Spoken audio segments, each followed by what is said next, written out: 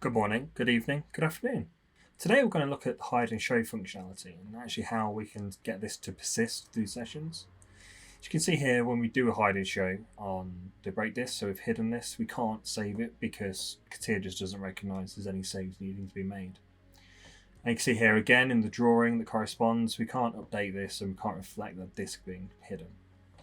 So one way to do this is look at the Keep Modifications button under the Product Modification tab. And what this message is saying is that actually, yes, by pressing this, then you can save your assembly and save the state it is in. So then I can go and press save, and you can see here that now the document is saving. And when I go back into my drawing, you'll see that my update sheet is actually now live. So I can press update on my sheet, and I can see now that I've got this wheel without the break disk being shown, and I can save this into my database. Again, there are other options available. This is just one way to do this. Thanks for watching. Please like and subscribe on YouTube for more CATIA tips and tricks.